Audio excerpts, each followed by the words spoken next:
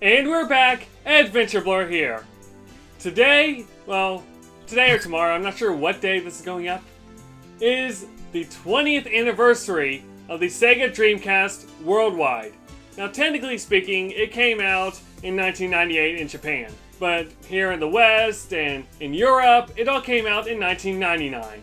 And not only 20 years of the SEGA Dreamcast, which is one of the best systems ever, but it's the 20th anniversary of Sonic Adventure. Now, as you guys know, I am a huge Sonic Adventure fan. One of my very first videos was about Sonic Adventure. A good portion of my videos are about the Adventure series, and especially Adventure 1. Both Sonic Adventure 1 and 2 have had a huge impact on my life and are some of my favorite games of all time. In fact, Adventure 2 Battle is my favorite game of all time. It's just weird to think about they're 20 years old. Now, I never experienced Sonic Adventure on a Dreamcast when it first came out. I was just way too young at the time. But it still has such a huge impact on my life that I really want to celebrate the anniversary of this game in the West. So let's talk about why Sonic Adventure is such a great game. And let's get started. Now, when it comes to Sonic Adventure, the first thing that comes to my mind is by far the world of Sonic Adventure, the adventure aspect of the game. In Sonic Adventure, the game doesn't start off with some sort of origin story or backstory or anything like that. The game quite literally starts you off as Sonic starting an adventure. It doesn't explain why Sonic's in the world with humans. It doesn't try to explain who is Dr. Eggman. It doesn't try to explain anything. It just jumps straight into the adventure and it keeps going. Just like how Sonic should be. There doesn't need to be a major backstory or major origin of a character in Sonic. Sometimes, all you need to do is just get the adventure rolling. And Sonic Adventure did that perfectly. Not only that, but even the open world aspect of it worked pretty well. In Station Square, it could have been such a boring place to be. Just a regular city. But instead of just doing that, you got to really explore the city, both in the open world aspects and in the stages around it. It all felt like a huge world that everything connected in one way or the other.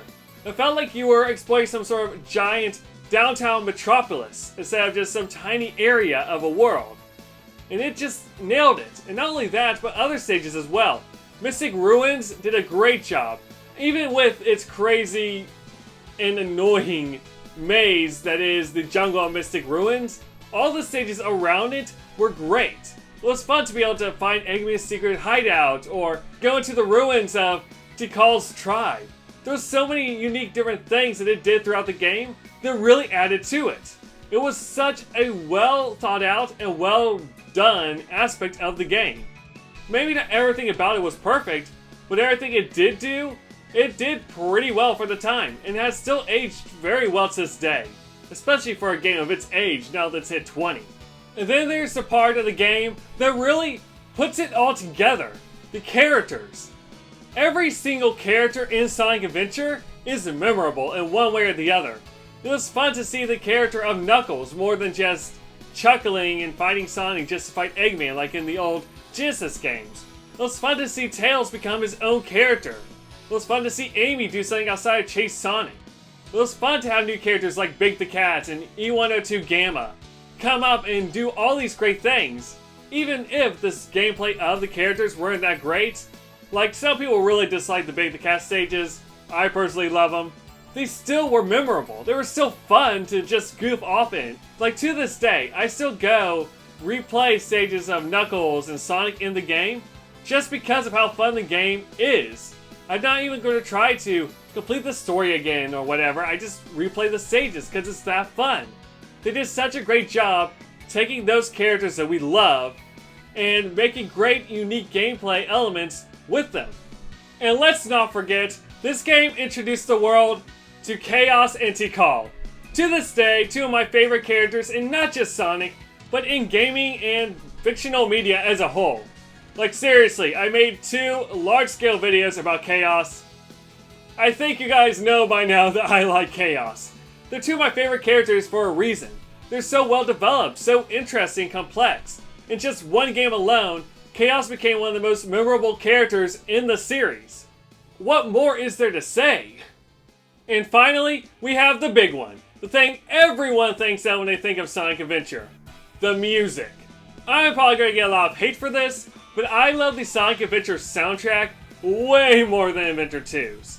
Adventure 2's soundtrack is great, do not get me wrong, it's one of the best Sonic soundtracks out there. But Adventure 1 has such a unique feel, such a almost hopeful music and tone compared to other SEGA games since then. You can tell that SEGA was really going all in on the Dreamcast. Like, look at Dawn for Speed Highway. That music is such a simple melody after such a chaotic stage for Sonic. It does such a great job of giving you such a calming feeling. It was such a relaxing moment that kind of takes your breath away. You don't have those type of moments in Sonic Adventure 2 and Heroes and 06 onwards. You don't really have that. Even in Mania, you don't have anything like that. There's something very unique and special about the Adventure era soundtrack that no other SEGA game, especially Sonic-wise, has captured. It's just so good. Before I end off the video, I wanted to have even more discussion about what makes Sonic Adventure so great. So I asked one of my good friends and fellow YouTubers, G10 Next Level, to record a bit about what makes Sonic Adventure so great to him. So here it is. Thoughts on Sonic Adventure? Well, I can't go on and talking about Sonic Adventure without talking about, the system that it came from. The Sega Dreamcast.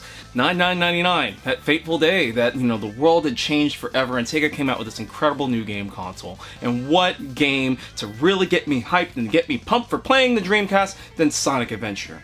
Oh my lord, when I was actually reading the magazines, watching the videos, just seeing all the commercials and the ads and everything for it, I was just like, I was so hyped for this game. Like, my level of hype for Sonic Adventure, especially after the very first time that I saw the scene with the orca whale that's actually chasing behind you, it floored me so hard that I was just like, man, I need this game. Absolutely need and must have this game. Now, I've already gone on detail about what happened on 9999 and, the sacrifices that I made to get this game on day one. So I'm not going to go too far into it here. You can see my own channel for that.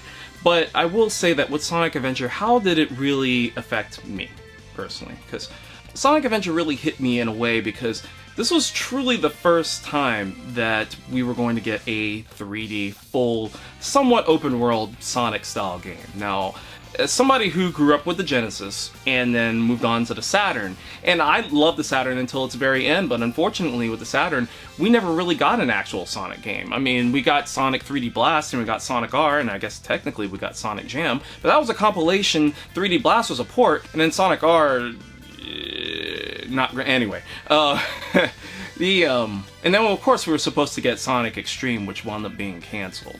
But, maybe we might have dodged a bullet for that, because honestly, that game seemed ambitious, but it didn't look great. But then Sonic Adventure rolled around, and whoo boy, I was just like, man, this looks incredible, and I must have it. So some of the aspects of Sonic Adventure that really got to me, beyond the incredible graphics, beyond the immersion, just beyond the atmosphere and the beautiful music and everything, is just that you really finally get a chance to be an interactive part of Sonic and his character, and all the rest of his friends' characters as well. Because before this, in all the other Sonic games that came out in the 8 and 16-bit days, there wasn't really, you kind of could put two and two together about Sonic's character. Because he didn't really have a voice, there wasn't really any dialogue or anything like that. It was just like, hey, he's this blue hedgehog that's got attitude, and he's gonna save the world and save all of his animal friends, and that was that. He had an attitude and he had something to prove. So yeah, there was that. Aside from the cartoons and the comic book, there really wasn't a whole lot to really gauge character-wise for Sonic.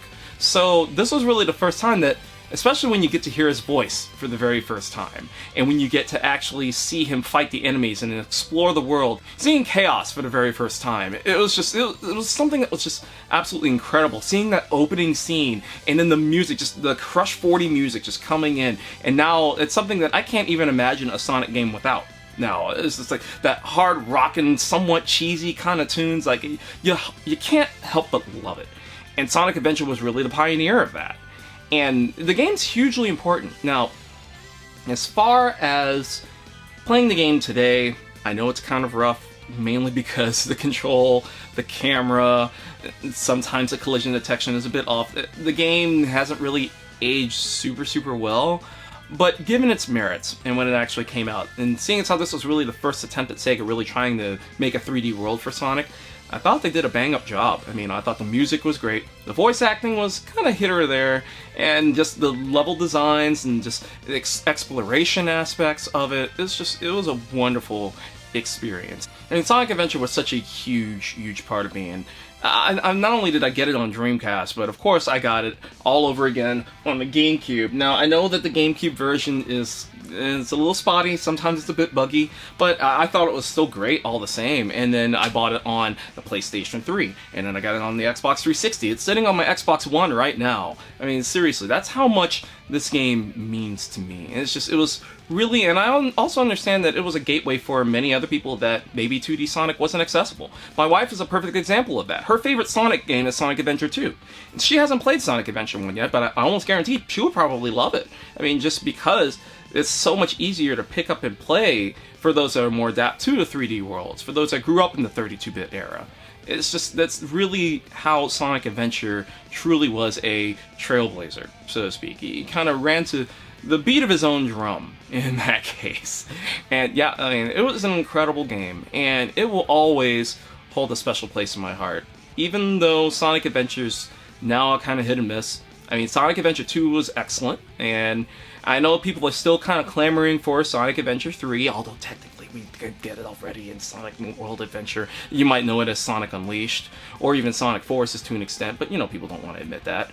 But I will say that with Sonic Adventure, given the time and given that it came out, and given my story and given how much it's influenced me as a Sega fan, I can't help but have it very close to my heart, and forever long Sonic Adventure, 20 years later now. I can't wait to see what the future holds for, our Blue Wonder. I can't wait to see what's going to happen next.